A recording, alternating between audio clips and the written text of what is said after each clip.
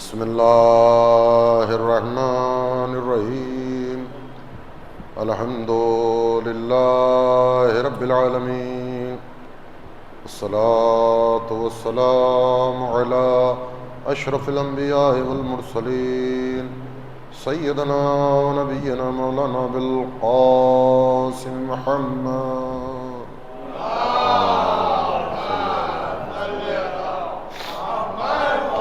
وآلہ الطیبین الطاہرین المعصومین المظلومین ومن یومنا هذا إلى يوم الدین اما بعد فقد قال رسول اللہ صلی اللہ علیہ وآلہ وسلم بسم اللہ الرحمن الرحیم ان الحسین مصباح الہدى وسفینۃ النجاة صلوات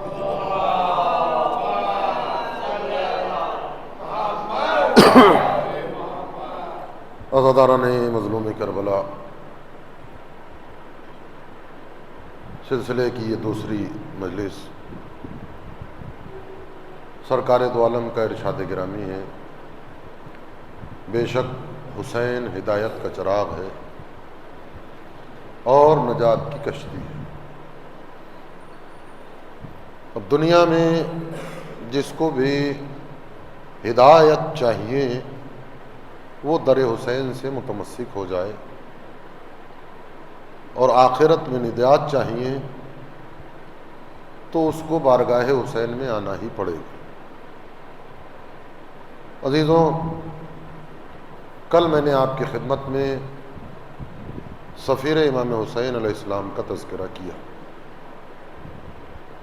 بچوں کی فرمائش ہے، لہذا آج کا ذکر میرے اور آپ کے چوتھے امام امام زین العابدین علیہ الصلوۃ والسلام کی زندگی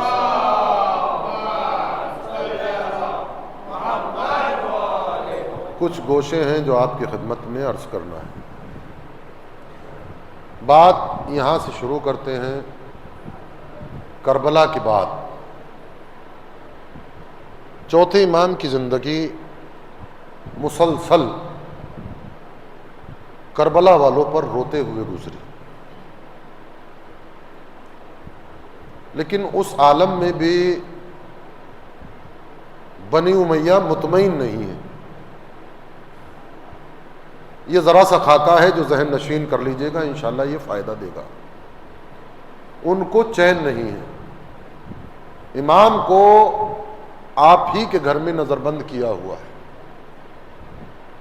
کسی بھی ملنے جلنے والے کو وہاں تک پہنچنے نہیں دیا جاتا۔ ایسے عالم میں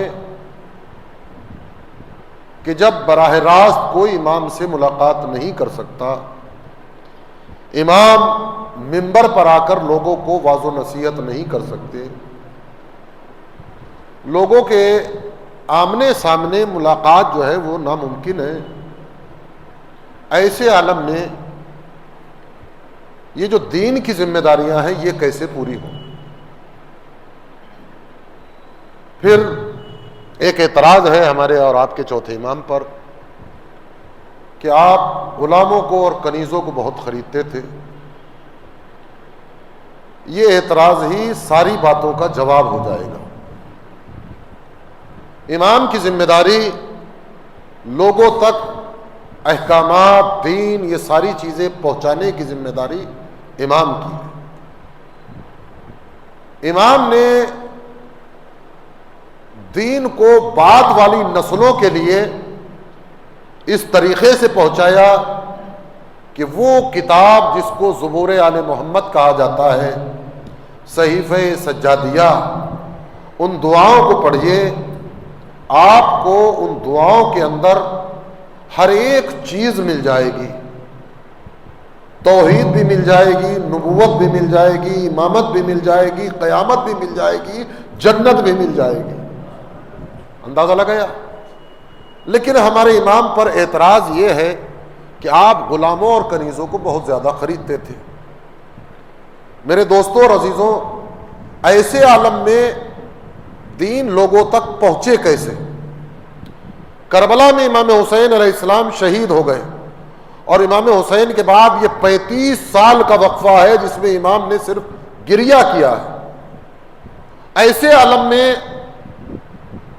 ظاہر سی بات ہے کہ وہ معاشرہ جس کے اندر یزید جیسا حکمران تھا اور اس کے بعد یہ جو حکومت ہے ایک کے بعد دوسرے اور دوسرے کے بعد تیسرے ظالم کے ہاتھوں میں آتی رہی، ایسے عالم میں دین پہنچے تو کیسے پہنچے؟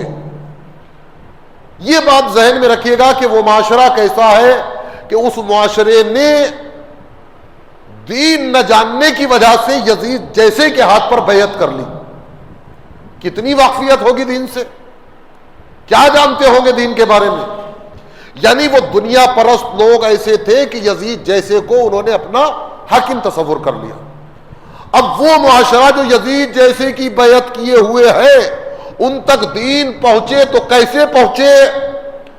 امام غلاموں کو خریدتے ہیں، کنیزوں کو خریدتے ہیں، باہر جانے کی تو اجازت ہے نہیں کہ وہ منبر پر آئے اور دین پہنچائے. لہذا امام غلاموں اور کنیزوں کو خریدنے کے بعد ان کو دین تعلیم کرتے ہیں، شریعت سکھاتے ہیں، فضائل بتاتے ہیں، مسائل بتاتے ہیں. اور جب وہ اس معیار کا ہو جاتا ہے کہ وہ جانے کے بعد لوگوں تک دین پہنچائے، اس کو آزاد کر دیتے ہیں. اب دنیا کے کونے کونے میں جہاں بھی امام کا یہ آزاد کردہ غلام و کنیز جائے گا آل محمد کے علم کی خوشبو لے کر جائے گا. صلوات بر محمد وآل محمد.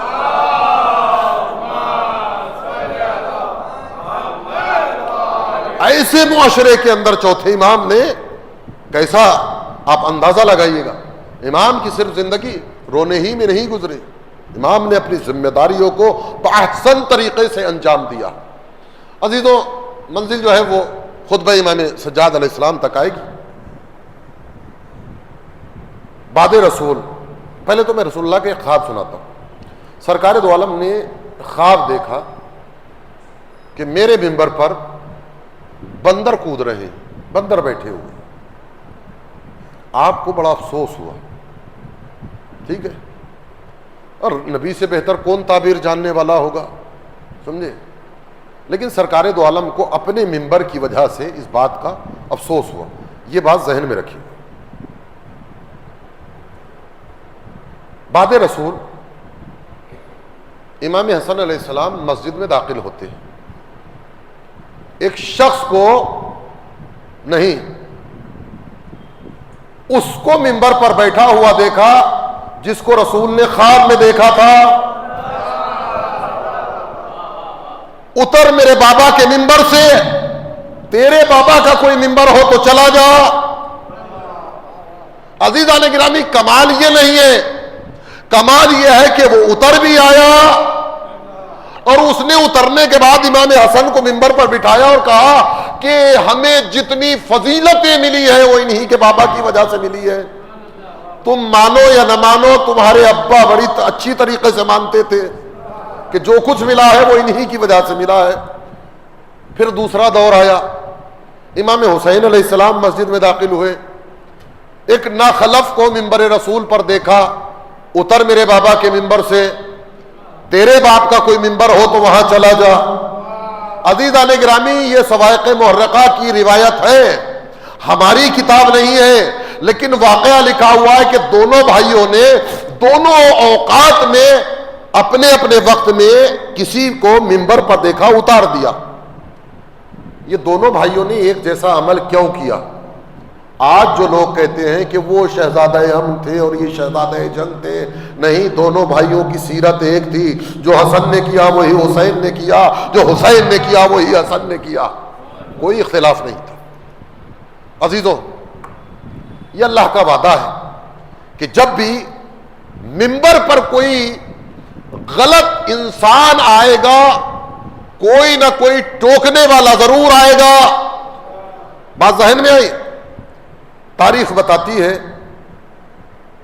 بالکل آرام سے سنیے گا، میں بھی انشاءاللہ کچھ پہنچانے کی کوشش کروں گا. کربلا کا واقعہ ہو گیا. سید سجاد اور اہل حرم کو قید کر کے یزید ملعون کے دربار میں پیش کیا گیا. لیکن اس سے پہلے کا ذرا سا دربار کا معاشرہ جو ہے ماحول بتا دوں. دربار میں آپ یہ نہ سوچیں, آپ نے سنا ہوگا کہ 700 کرسی نشین تھے. یہ جو 700 لوگ بلائے ہیں, سمجھے, یہ شام کے کسی محلے کے رہنے والے نہیں ہیں. یہ مختلف ممالک سے بلائے ہوئے سفراء ہیں, سفیر ہیں. اس میں میڈیا کے لوگ ہیں, تاریخ داں ہیں, سب کے سب اکٹھا ہوئے ہیں. ان کو اکٹھا یزید نے کیوں کیا ہے؟ اس لیے کہ وہ دین کو بدلنا چاہتا تھا. وہ دین کو, وہ یعنی اپنی ایک علیحدہ تاریخ لکھنا چاہتا تھا. وہ دین کو بدلنا کیا چاہتا تھا؟ وہ یہ چاہتا تھا کہ جس نماز کو قرآن نے واجب کیا ہے, نماز پڑھی بھی نہ جائے اور لوگوں کو یہ بھی محسوس نہ ہو کہ گناہ ہے. محرم کے ساتھ کوئی ایسا فعل کر لیا جائے, میں اس سے زیادہ وضاحت نہیں کر سکتا, اس کا کوئی گناہ بھی نہ ہو, اور اس میں جو ہے وہ شریعت میں یہ بات, اس نے جو ہے وہ اس طریقے سے دین کو بدلنے کی کوشش کی. عزیزوں, وہ چاہتا تھا کہ تاریخ میں مجھے خلیفہ رسول لکھا جائے. خلیفہ رسول لکھا جانا اور ہے, وہاں سے بن کر آنا اور ہے. اندازہ لگایا آپ نے؟ تو یزید کا یہ سارا پروگرام تھا. اب جس جگہ پر یزید بیٹھا ہوا ہے, اس پیڑ کو جو پانی دیا ہے وہ آپ رسول اسلام کے بعد ہی سے دیکھ لیجئے گا. فوراً جو ہے وہ کسی ایسے نااہل کو شام میں حاکم بنا دیا, اور اس کی پشپناہی جو ہے وہ ہر دور میں کی گئی, اور وہاں جو ہے وہ ہر طریقے سے امداد اور پورا سب کچھ جو ہے اس کو دیا جا رہا ہے. یعنی اس کو اصل اسلام کے خلاف پیدا کیا جا رہا ہے. اور وہاں دشمنی کا کیا عالم ہے. دیکھیے, یہ جو آج کل علی سے دشمنی کرنے والے آپ کو کہیں نہ کہیں برساتی مینڈکوں کی طرح سے دکھائی دے جاتے ہیں نا, یہ اتنی دشمنی نہیں کر پاتے جتنی شام کے اندر تھی. شام کا ذرا سا میں آپ کو منظر بتانا چاہتا ہوں کہ شام میں علی کی دشمنی کو پالا گیا ہے. میں اکثر عرض کرتا ہوں, پالا گیا ہے. کیسے؟ بچوں کو حکومت کی طرف سے کھلونے دیے جاتے ہیں, بکری کے بچے دیے جاتے ہیں. جب بچہ ان چیزوں سے مانوس ہو جاتا ہے, حکومت کے کارندے یا ان چیزوں کو, ان بکری کے بچوں کو بچوں سے علیحدہ کر دیتے ہیں. بچہ اگر کسی چیز سے مانوس ہو جاتا ہے اور وہ چیز اس سے چھین لی جائے تو بچہ روتا ہے. اب یہ بچے روتے تھے تو وہ سوال کرتے تھے, کیا ہوا؟ ہمارا کھلونا نہیں ہے, ہمارا بچہ نہیں ہے. کب وہ علی لے گئے معاذ اللہ, یہ کہا جاتا تھا. اور اگلے دن جو ہے وہ اس کو کوئی نہ کوئی دوسری چیز, یہ کہاں سے آئی؟ یہ تمہیں امیر شام نے دی ہے. یعنی وہ ذلیل کا نام جو ہے. اب بتائیے کہ یہ بچے ساری زندگی بچے ہی رہیں گے. اب یہ بچے بڑے بھی ہوں گے, تو جیسے جیسے یہ بچے بڑے ہوں گے ویسے ویسے عداوت علی ان کے دل میں بڑھتی چلی جائے گی. تو شام میں یہ ماحول ہے دشمنی علی کا. جب شہادت مولائے کائنات کی خبر شام میں پہنچی ہے تو لوگوں نے معلوم کیا کہ علی کو کیسے مارا گیا, کہ مسجد میں تھے. اچھا دیکھیے کیسا ماحول تھا, علی بھی نماز پڑھتے تھے. یہ ماحول شام کے اندر پیدا کیا گیا. اب تو میرے خیال سے وہ چیزیں بند ہو گئیں. زکوٰۃ ناکہ سمجھتے ہیں آپ؟ کہیں نہ کہیں یہاں آج بھی جو ہے زکوٰۃ ناکے کے نام سے یہ جو مثلا یہاں کامریج کے پہلے جو ہے نا وہ زکوٰۃ ناکہ تھا, تو باہر سے کوئی بھی آنے والی چیز اس پر زکوٰۃ لگتی تھی نہیں. آج شاید ختم ہو گئی ہے GST کی وجہ سے. تو وہ پتہ چل جاتا بھئی یہ کہاں سے آئی ہے, کیوں آئی ہے, اور اس پر جو بھی اس کا گورنمنٹ ڈیوٹی ہوتی تھی وہ دی جاتی تھی. شام میں بھی ایسے ہی زکوٰۃ ناکے تھے. شام میں جو بھی سواری آئے گی, جو بھی قافلہ آئے گا, اس قافلے کی چیکنگ ہوتی تھی. ان کے گھوڑے کی نالوں کو دیکھا جاتا تھا. اگر نال پر نام علی لکھا ہوا ہوتا تو انٹری ملتی, ورنہ انٹری نہیں ملتی. اب آپ نے اندازہ لگا لیا کہ شام کے اندر دشمنی علی کا معیار کیا ہے. ایک صلوات بھیجیے تو میں آپ کی خدمت میں عرض کروں.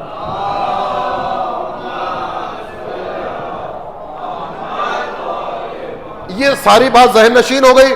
اب دربار یزید میں آ جائیے. دربار یزید میں آپ کو 700 کرسی نشین اور اس کے علاوہ نہ معلوم کتنے سپاہی ہیں اور کتنے اس کے ہرکارے ہیں اور کتنے لوگ جو ہے وہ دربار کے اندر موجود ہیں. اور یزید چاہتا یہ ہے کہ آج جو ہے وہ مجھے خلیفۃ الرسول لکھا جائے اور تاریخ جب رقم ہو تو وہ جو میں کروں وہ دین کے طریقے سے جانا جائے. اس طریقے کا اس کا پروگرام ہے. اہل حرم کو دربار یزید میں پیش کیا گیا. اہل حرم کو یزید کے دربار میں پیش کیا گیا. عزیزوں، یزید نے اپنے کارندے کو حکم دیا، جا اور جانے کے بعد منبر پر بنو ہاشم کی برائی کر، بنی امیہ کی تعریف کر.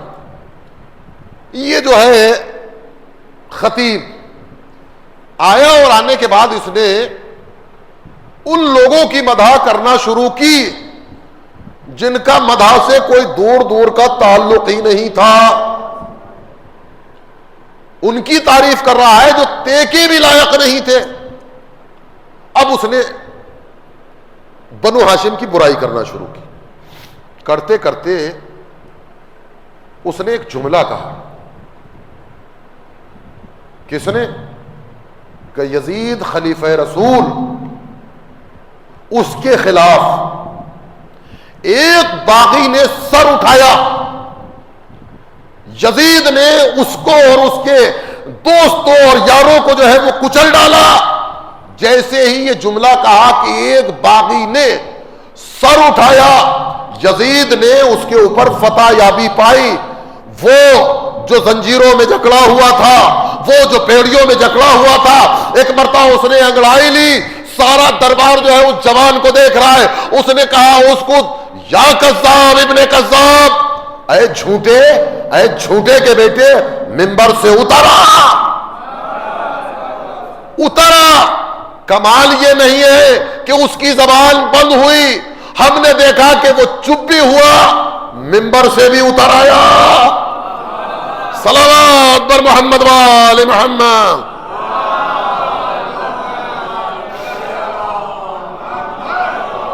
میرا دل تو یہی کہتا ہے کہ امام حسن کا اور امام حسین اپنے بابا کا یہ انداز چوتھے امام نے دربار یزید میں پھر دکھا دیا. اتر منبر سے اتر. وہ اتر آیا. ٹھیک ہے. اس کے بعد سید سجاد یزید سے مخاطب ہوتے ہیں. یزید، کیا مجھے اجازت ہے کہ میں اس لکڑیوں کے ڈھیر پر جاؤں؟ اے میرے آقائے، میرے مولا، یہ تو منبر ہے، آپ اسے لکڑیوں کا ڈھیر کہہ رہے ہیں. امام نے سمجھا دیا، کچھ نہ کہتے ہوئے بھی ساری بات پہنچا دی. منبر وہی ہوتا ہے جس پر ہمارا تذکرہ ہوتا ہے. منبر وہی ہوتا ہے جس پر ہمارے فضائل بیان کیے جائیں، جس پر ہماری قضا کی جائے. وہ لکڑیوں کے ڈھیر کے علاوہ کچھ نہیں ہے. یزید نے کسی بھی صورت سے اپنی رضامندی کا اظہار نہیں کیا. لوگ کہہ رہے ہیں جانے دے. امام نے ایک جملہ کہا یزید، میں منبر پر جاؤں گا اور ایسی باتیں کروں گا جس سے لوگوں کو ثواب ملے گا. لوگوں کو ثواب ملے گا. میں اللہ اور رسول کی باتیں کرنا چاہتا ہوں. وہ جو بیٹھے ہوئے تھے انہوں نے سوال کر لیا کہ یہ کون ہے جس کو تو اجازت نہیں دے رہا؟ کہ تم معمولی سمجھ رہے ہو، اس کے دہن میں رسول کی زبان ہے.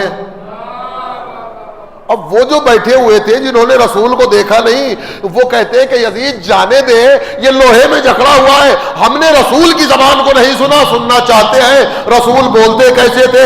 رسول کا انداز کیسا تھا؟ رسول کلام کیسے کرتے تھے؟ جانے دے.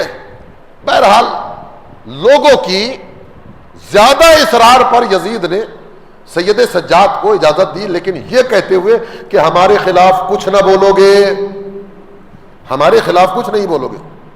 اب تاریخ بتاتی ہے کہ میرے مولا سجاد جس جگہ پر کھڑے ہوئے تھے اس جگہ سے چلے. امام کا ایک ایک قدم لکڑیوں کے ڈھیر کی طرف بڑھ رہا ہے اور لکڑیوں کا ڈھیر منبر میں تبدیل ہوتا چلا جا رہا ہے. صلوات بر محمد وآل محمد.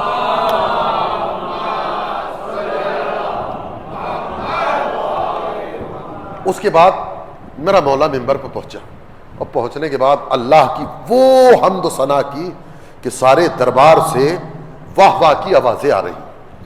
اب دیکھیے دربار کو ملاحظہ کیجئے, یہ جتنے بھی بیٹھے ہیں سب کے سب دشمنی علی ہیں میں یزید کے, ان میں کوئی ایسا نہیں ہے جو اہل بیت کا حامی ہو. ٹھیک ہے, ایسے عالم میں سید سجاد کو اپنا تعارف کرانا ہے. اگر جاتے ہی کہتے ہیں کہ میں حسین کا بیٹا ہوں, میں علی کا بیٹا ہوں, تو وہ جو ہاتھوں میں پتھر لیے ہوئے تھے وہ پتھر اور نہ برساتے کہ سید سجاد کو منبر ہی پر شہید کر دیتے. ہوتا کہ نہیں ہوتا ایسا ہی. لیکن میرے مولا نے گفتگو کو یہاں سے شروع کیا. تمام تعریفیں اس وحدہ لا شریک کے لیے ہیں, اور درود و سلام ہو محمد و آل محمد پر.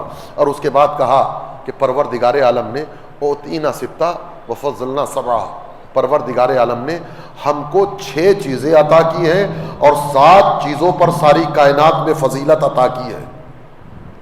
علم ہمارے اندر ہے, حلم ہمارے اندر ہے, شجاعت ہمارے اندر ہے, سخاوت و سماحت ہمارے اندر ہے. پوری توجہ چاہتا ہوں. سخاوت و شجاعت ہمارے اندر ہے, بلاغت ہمارے اندر ہے, اور اللہ نے ہماری محبت کو مومنین کے قلوب میں رکھا ہے. اب ایک ایک چیز کی ذرا سی وضاحت کرتا چلوں. یہ وہ انسان جو لوہے میں جکڑا ہوا ہے منبر پر کھڑے ہو کر کہہ رہا ہے کہ علم میں کوئی مقابلہ نہیں کر سکتا. پورے دربار میں یزید کے کسی کے اندر اتنی ہمت و جرت نہیں ہے کہ کوئی ایسا سوال کر لے کہ جس کا جواب ان کے پاس نہ ہو. یہ امام کا جملہ نہیں, ایسا لگ رہا ہے جیسے منبر کوفہ پر پہلا علی کہہ رہا ہو سلونی سلونی, جو پوچھنا ہو پوچھ لو. اس کے بعد کا حلم, حلم میں ہماری کوئی برابری نہیں کر سکتا. حلم کیا ہے؟ حلم اصل میں بردباری کو بولتے ہیں. حلم کیا ہے؟ مثلا کوئی بچہ جو ہے وہ کلام لے کر کھڑا ہوا, اس نے ایک ہی شعر پڑھا تھا اور اتفاق سے دوسرا تیسرا چوتھا سارے مصرے آپ کو یاد تھے, آپ نے نیچے سے پڑھنا شروع کر دیا. آپ کو علم ہے, حلم نہیں ہے. یہ بات ذہن میں آ گئی. علم کا سب سے بہترین مظاہرہ کرنا ہو تو کربلا کے میدان میں آ جائیے. ایک مرتبہ ایک ایسا وقت آیا کہ ابو ثمامہ سیداوی امام حسین علیہ السلام کی بارگاہ میں آئے اور آنے کے بعد کہا فرزند رسول یہ اول وقت نماز ہے. عزیزو, ابو ثمامہ سیداوی کو معلوم ہے کہ یہ اول وقت نماز ہے, کیا امام کو معلوم نہیں ہوگا؟ امام کو کیا کہنا چاہیے تھا؟ تجھے کیا معلوم ہے, مجھے معلوم نہیں ہوگا. لیکن نہیں, یہ ہے علم. امام نے یہ نہیں کہا کہ تجھے معلوم ہے کیا مجھے معلوم نہیں, امام نے کہا اللہ تجھے نماز گزاروں میں شمار کرے. یہ ہے علم, سخاوت. یہ یزید ہمارا مال و اسباب لوٹنے کے بعد تکبر نہ کرے.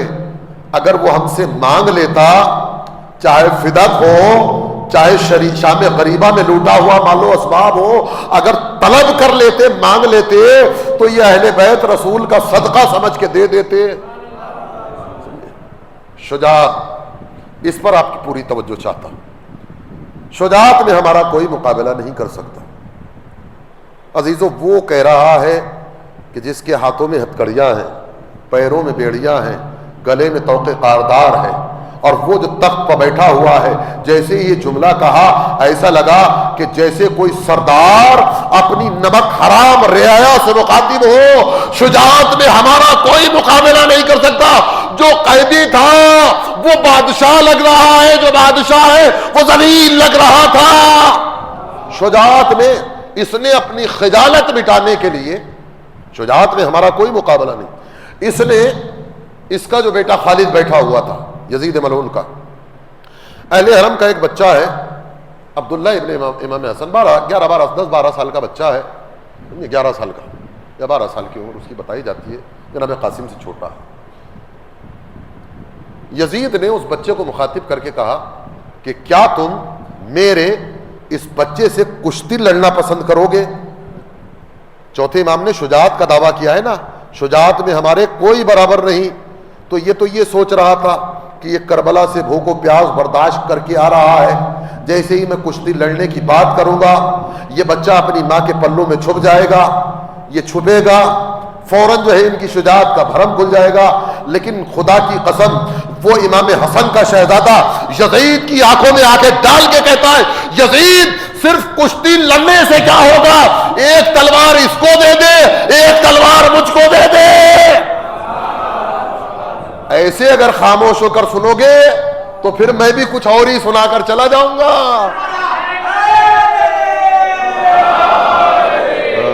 دوسروں کی تو جو ہے نا دال پر بھی جو ہے نا تم فاتحہ دلا دیتے ہو, اپنے گھر کی بریانی پر بھی نہیں. صلوات بھیجیے پر محمد والے محمد.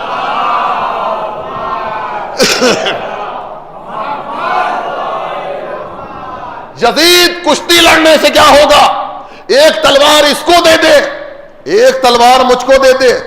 کمال کی بات تو یہ ہے کہ شہزادہ یہاں پر خاموش نہیں ہوا, اس کے بعد کہا کہ اگر اس نے مجھے قتل کر دیا تو میں اپنے جد رسول کے پاس پہنچ جاؤں گا. اگر اس نے مجھے قتل کر دیا تو میں اپنے جد رسول کے پاس پہنچ جاؤں گا, اور اگر میں نے اس کو قتل کر دیا تو یہ اپنے دادا ابو سفیان کے پاس پہنچ جائے گا. صلوات بر محمد وآل محمد.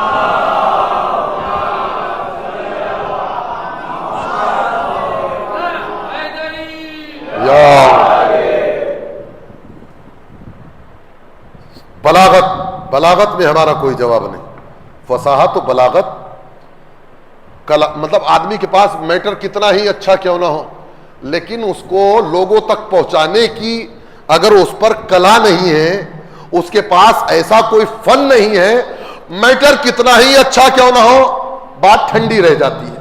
ہوتا ہے نہیں ہوتا, اکثر ایسا ہوتا ہے. بہت بہترین بات ہے لیکن اچھے طریقے سے نہیں پڑھی تو وہ بات ایسی ہی رائے گا چلی جاتی ہے. لیکن میرے دوستوں اور عزیزوں, فصاحت و بلاغت, فرزند امام حسین دعویٰ کر رہے ہیں کہ فصاحت و بلاغت میں ہمارا کوئی ثانی نہیں, کوئی جواب نہیں. لیکن عزیزوں, اچھی تقریر کرنے کے لیے, اچھے شعر پڑھنے کے لیے, اچھی مجلس پڑھنے کے لیے اچھے ماحول کا ہونا ضروری ہے. اگر فضائل پڑھ رہے ہیں تو فضائل سننے والا ہونا چاہیے, مسائل پڑھ رہے ہیں تو مسائل کی جانکاری رکھنے والا ہونا چاہیے. اچھا فضائل کس کے پڑھ رہے ہیں, اس کی محبت دل میں لے کر آنے والا ہونا چاہیے. یہ سید سجاد منبر پر ہے, یزید کا دربار ہے, فصاحت و بلاغت اپنے خاندان کی بتانا چاہتے ہیں. فصاحت و بلاغت کے لیے سب سے پہلے مائنڈ کا جو ہے وہ فریش ہونا ضروری. اب اندازہ لگائیے کہ سید سجاد کس عالم میں ہیں, مصیبتیں ہی مصیبتیں ہیں, سمجھے, فاقے ہیں, پیاس ہے, ماں بہنوں کی بے ہے. ایسے عالم میں سید سجاد نے فصاحت و بلاغت کے وہ جوہر کھولے کہ لوگ انگشت بدندہ ہو گئے. اور فصاحت و بلاغت جاننا ہے تو آئیے میں آپ کو کربلا کے میدان میں لے کر آتا ہوں. سب سے زیادہ گرا وقت امام حسین علیہ السلام پر کوئی تھا تو وہ وقت تھا جب 6 مہینے کے بچے کا لاشا امام حسین کے ہاتھوں پر تھا. اس سے زیادہ مصیبت نہیں ہو سکتی. بات ذہن میں رکھیے گا, فصاحت و بلاغت کے جوہر جب نکلتے ہیں, جب انسان کا ذہن سکون سے ہو, امام حسین پر سب سے زیادہ گرا وقت 6 مہینے کے بچے کا لاشا امام حسین علیہ السلام کے ہاتھوں پر. امام حسین جب خیام کے پاس پہنچے ہیں تو آپ نے قرآن مجید کی آیت پڑھی, کون سی, انا للہ و انا الیہ راجعون. جب آپ پیچھے ہٹے ہیں تو آپ نے کہا رضن بقضائہ و تسلیما لامرہ. اس میں ایک قرآن کی آیت ہے, دوسرا میرے امام کا جملہ ہے. آپ نے اندازہ ہی نہیں. دنیا کا سب سے بڑا عربی ادیب یہ فرق نہیں کر سکتا کہ اس میں کلام خدا کون سا ہے, کلام حسین کون سا ہے. یہ ہے فصاحت. اللہ نے ہماری محبت کو مومنین کے قلوب میں رکھا ہے. دربار یزید میں کوئی مومن ہوتا تو ان کی حمایت کرتا. یہ بات کہتے ہیں کہ اللہ نے ہم کو 7 فضیلتوں سے نوازا ہے. من المختار, احمد مختار سرکار دو عالم حضرت محمد مصطفیٰ صلی اللہ علیہ وآلہ وسلم ہم میں سے.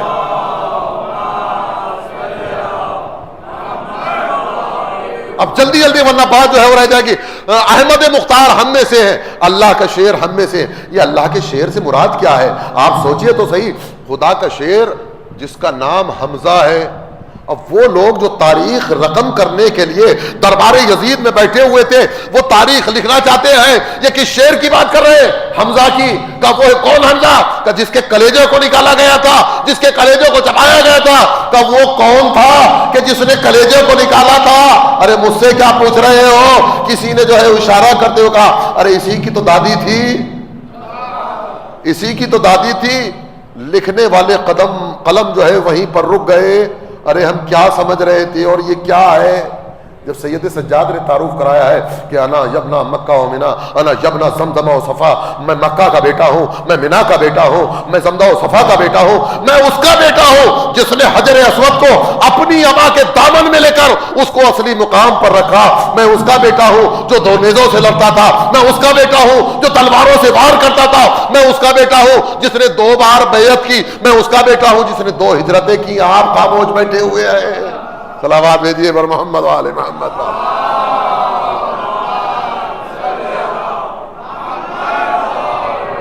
رسول اللہ کے 2 شیر ہم میں سے ہیں، حیدر کرار ہم میں سے ہیں، مہدی ہم میں سے ہیں، جعفر طیار ہم میں سے ہیں. عزیزان گرامی، میرے مولا نے جو فصاحت و بلاغت کے ساتھ ساتھ اب جو فضائل کی جھڑی لگائی ہے، وہ دربار جو علی کو دشمن جانتا تھا، اب اس کے بعد ایسا ماحول بنانے کے بعد تمہیں نہیں معلوم میں اس کا بیٹا ہوں جو خانہ کعبہ میں پیدا ہوا. اب لوگوں نے سوال کیا کہ اچھا کوئی ایسا بھی تھا جو خانہ کعبہ کے اندر پیدا ہوا اور ہمیں پتہ ہی نہ چل سکا، ہمیں معلوم ہی نہیں ہوا.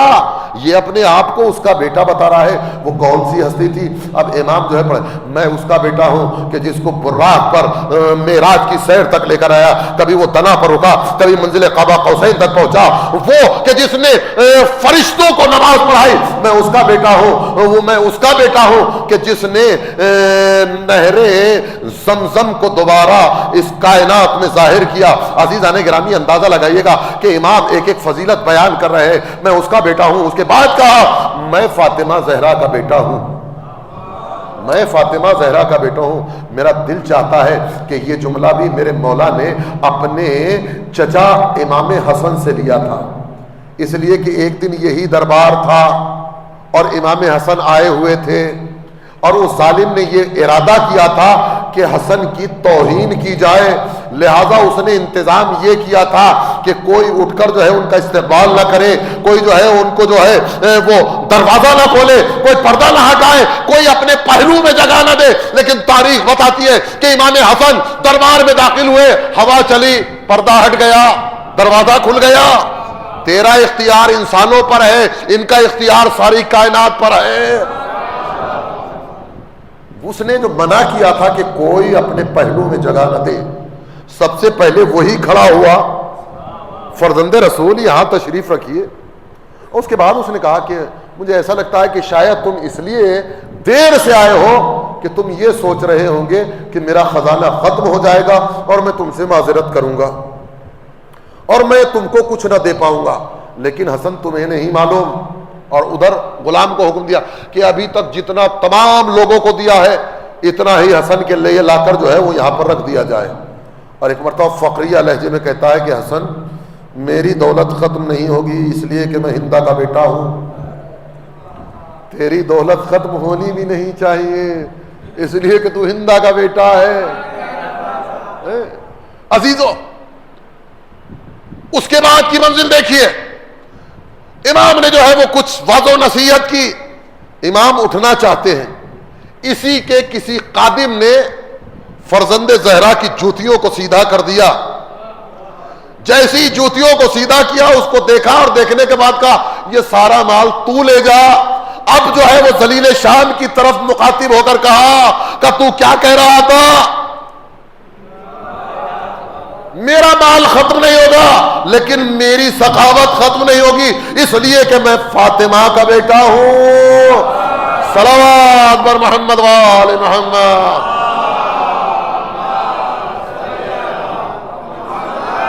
اور امام نے جو ہے وہ ایک مرتبہ روایت بتاتی ہے اور امام کے خطبے کے وہ جملات ہیں کہ امام نے ایک ایک چیز بتائی، معراج بیان کی، فضائل علی بیان کیے.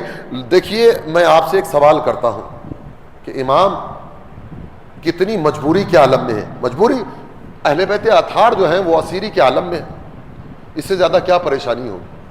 ایسے عالم میں سید سجاد معراج بھی پڑھ رہے ہیں، 2 تلواروں سے لڑنے کی بات بھی کر رہے ہیں، 2 نیزوں کی بات کر رہے ہیں، شب ہجرت کی بات کر رہے ہیں، بیعت کی بات کر رہے ہیں، خانہ کعبہ کی ولادت کی بات کر رہے ہیں. عزیزان گرامی، وہ سجاد جو ایسے عالم کے اندر بھی فضائل کو نہ بھولا، تو میں آزادی میں کیسے بھول جاؤں کہ فضائل پڑھنا ہے. بات ذہن میں آئی. یزید تلملا گیا. بہت طویل خطبہ ہے، ایک ساتھ تو بیان بھی نہیں ہو سکتا. یزید تلملا گیا. اس نے تند نگاہوں سے ایک جتھے کی طرف نگاہ کی. 7 اندھے بیٹھے ہوئے تھے. جاؤ اور جانے کے بعد اذان کہو. ابھی یہ یزید کہہ رہا تھا، نہ کوئی وحی آئی. یہ بنی ہاشم کا ڈھکوسلا تھا حکومت پانے کے لیے. یعنی اس نے توحید کا انکار کیا، قرآن کا انکار کیا، نبوت کا انکار کیا. ابھی یہ نبوت کا، توحید کا، رسالت کا انکار کر کے بیٹھا ہے نا. اس نے حکم دیا کہ اذان دو. جیسی اذان شروع ہوئی اس نے کہا اللہ اکبر. سید سجاد نے کہا کہ بے شک اس سے اکبر کوئی ہے بھی نہیں. اشہد ان لا الہ الا اللہ. میری جان، میرا گوشت، میرا پوست، میرا خون، سب اس کی وحدت پر نثار. لوگ کہتے ہیں کہ سید سجاد نے خطبہ روک دیا اذان کے احترام میں. عزیزو، دنیا اس کو کچھ بھی نہیں، کچھ بھی کہے، میں اس کو اذان نہیں کہہ سکتا. سوال کرو نا کیوں نہیں کہہ سکتا. اذان سب سے پہلے تو وقت پر دی جاتی ہے، دوسرے یہ کہ اللہ کی خوشنودی کے لیے دی جاتی ہے. اذان یزید کو خوش کرنے کے لیے نہیں دی جاتی، مخالف کی زبان بند کرنے کے لیے نہیں. بات ذہن میں آئی. جیسے ہی اس نے اشہد ان لا الہ الا اللہ کا، امام خاموش ہے. اب دوسرا جملہ کہنے سے پہلے ایک مثال دو. کوئی نہ کوئی وکیل ہوگا، پڑھا ہوگا یا کچھ نہ کچھ دیکھا ہوگا، سنا ہوگا. 2 وکیل جب آپس میں بحث کر رہے ہوتے ہیں، اس کو جرح بولتے ہیں نا، آرگومنٹ کر رہے ہیں. جو قابل وکیل ہوتا ہے وہ سن لیتا ہے. جیسے ہی کوئی بات اس کے مطلب کی آتی ہے اس پوائنٹ پر روکتا ہے اور کہتا ہے روکو، ابھی تم نے یہ کہا، اب بولو اس کے بارے میں کیا کہتے ہیں. جج کو مخاطب کرے گا، ابھی تم نے اس بات کا اقرار کیا، بتاؤ اس کے بارے میں تمہارا کیا خیال ہے. جیسے ہی اس نے اشہد ان محمد رسول اللہ کہا، سید سجاد نے یزید کو مخاطب کیا. اگر احترام اذان ہوتا تو سید سجاد یہاں نہ بولتے. احترام اذان ہوتا تو سید سجاد یزید بتا، یہ جس رسول کا نام لے رہا ہے، بتا یہ تیرے جد ہیں کہ میرے. اگر تو کہے کہ میرے تو تو ظالم، اگر تو کہے کہ میرے تو تو جھوٹا. اور اللہ نے قرآن میں جھوٹے پہ بھی لعنت کی ہے، ظالم پہ بھی لعنت کی ہے. صلوات دیجیے نبی محمد والے محمد. یزید نے فوراً جو ہے وہ مشورہ کیا پاس میں بیٹھے والوں سے، اس کو قتل کر دو، اس کو قتل کر دو. یہ بات ہمارے اور آپ کے 5ویں امام کے کانوں میں آئی. 5ویں امام کی اتنی ہی عمر ہے جتنی حسین کی 4 سالہ بچی کی عمر. اس بچی کے بھی دامن میں آگ لگی ہے اور ہمارے 5ویں امام کے دامن میں بھی آگ لگی. 5ویں امام آگے بڑھے اور بڑھنے کے بعد یزید کو مخاطب کر کے کہا، یزید کیا تو جانتا ہے کہ فرعون ساری قدرت رکھنے کے بعد موسیٰ کو قتل کیوں نہ کر سکا؟ اے میرے مولا، اس کے تو باپ دادا کو بھی نہیں پتا ہوگا، اس کو کیا پتا. لیکن امام نے سوال داغا، سمجھے؟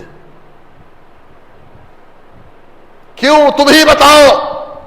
کہ چونکہ فرعون اور اس کے آس پاس بیٹھنے والے جب اس نے مشورہ کیا کہ موسیٰ اور ہارون کا کیا کیا جائے، تو پاس میں بیٹھنے والوں نے مہلت دی کہ ان کو مہلت دے دو.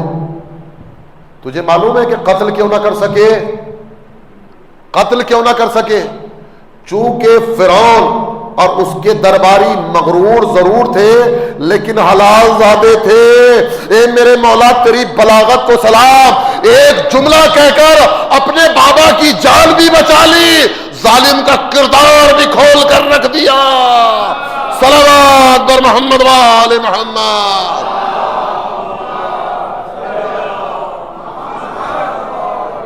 مصائب میں دو جملے. وہ بچہ کہ جس کے دامن میں آگ لگی تھی، اور وہ بچی جس کے دامن میں لگی تھی آج یزید کے دربار میں. لیکن وہ ہمارا پانچواں امام جس کے دامن میں آگ لگی ہے، حمید ابن مسلم کہتا ہے کہ میں نے ایک بچے کو دیکھا جو میدان کربلا میں جس کے دامن میں آگ لگی ہوئی تھی. میں نے جلدی سے بڑھ کر بچے کے دامن کی آگ بجھا دی. میں نے سوال کر لیا کہ شہزادے آخر ماجرا کیا ہے؟ کہا مجھ سے کچھ مت پوچھ، یہ بتا دے کہ عباس کا لاشا کہاں پر ہے، یہ بتا دے کہ عباس کہاں پر ہے. میں نے اشارہ کیا کہ وہ نہر فرات پر ان کا لاشا ہے. یہ حمید ابن مسلم کہتا ہے کہ میں سمجھ نہ سکا، لیکن میں نے جب غور و فکر کیا تو میں اس بات پر مجبور ہوا یہ بنی ہاشم کا بچہ ہے. عباس کے لاشے کو یوں ہی نہیں معلوم کر رہا، کوئی نہ کوئی وجہ ضرور ہوگی. یہ کہتا ہے کہ میں اس بچے کے پیچھے چلنا شروع ہوا. یہ بچہ عباس کے لاشے پر پہنچا. پہنچنے کے بعد عباس کے سینے پر اپنے ہاتھوں کو رکھا، اور رکھنے کے بعد یہ بچہ کہتا ہے عباس پھوپھیوں کی چادریں چھن گئی، عباس ہمارے خیموں میں آگ لگ گئی، عباس سکینہ کی بالیاں چھن گئی. دو جملے اس بی بی کے اور سن لیجیے. عزاداران مظلوم ذکر، یزید کا دربار ہے. اہل حرم رسیوں میں بندھے ہوئے، جو رسی سید سجاد کے گلے میں ہے، جو رسی زینب کے گلے میں ہے، وہی رسی سکینہ بنت الحسین کے گلے میں ہے. عزاداران مظلوم کربلا بچی ہے جو اپنے پنجوں کے بل کھڑی ہوئی ہے. یزید کی نگاہ پر سوال کیا، بچی نے جواب دے دیا، یزید میں قدمیں اپنی پھوپھیوں سے چھوٹی ہوں، میری پھوپھیاں اگر تھوڑا سا سیدھا ہونا چاہتی ہیں تو میرا گلا گھٹ جاتا ہے. یزید نے رسی کو کھولنے کا حکم دیا، گفتگو کرنا شروع کی. معلوم کیا یہ کون بچی ہے؟ شمر لعین جو کربلا سے لے کر اس دربار تک اس بچی کو تماچے مارتا ہوا آیا تھا. یزید یہ حسین کے سینے پر سونے والی سکینہ ہے.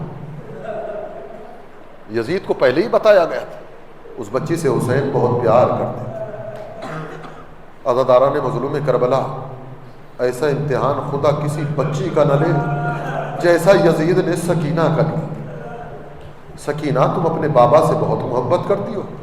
ہاں ظالم میں اپنے بابا سے بہت محبت کرتی ہوں. کہ سکینہ کیا تم اپنے بابا کو دیکھنا چاہتی ہو؟ بچی خوش ہو گئی. عزاداران مظلوم کربلا، یزید نے وہ تشت طلا منگایا، کپڑے کا ہٹانا تھا کہ بچی نے باپ کا کٹا ہوا سر دیکھا. ہائے بابا، چاہتی ہے کہ دوڑ کر بابا کے سر کو اٹھا لے. یزید نے رکوا دیا. یزید نے رکوا دیا. میں تمہاری محبت کا امتحان لینا چاہتا ہوں. میں تو تب مانوں کہ تمہارا بابا تم سے بہت محبت کرتا تھا جب تم آواز دو اور سر حسین تمہاری آغوش میں آ جائے. عزاداران مظلوم کربلا، بچی نے اپنا چلا ہوا دامن پھیلایا. پھیلانے کے بعد کہا بابا یزید ہماری محبت کا امتحان لینا چاہتا ہے. ارے دنیا نے دیکھا، سر حسین بلند ہوا، آغوش میں آیا، بچی نے رخساروں پر رخسار رکھ دیے. اے بابا خیمے جلائے گئے، بابا ہماری بالیاں پھوپھیوں کی چادر. وسيعلم الذين ظلموا أيام انقلبوا الہی بحق الزہراء وعبیہا وبالہ. معبود یہ حسین مظلوم کے عزادار ہیں، ان کی حوائج شریعہ کو پورا فرما، ان آنسوؤں کو اپنی بارگاہ میں قبول فرما. رومال سیدہ سلام اللہ علیہ میں جگہ عنایت فرما. پریشان حال ہیں ان کی پریشانیوں کو دور فرما. مقروض ہیں انہیں قرض سے نجات عطا فرما. یومین و ناد اولاد ان کو اولاد صالح عطا فرما. صاحبان اولاد کی اولاد کو پروان چڑھا. معبود ہمارے گناہ کبیرہ و صغیرہ کو معاف فرما. حضرت حجت کے ظہور میں تعاجیل فرما. ہم کو ان کے اعوان و انصار میں شمار فرما.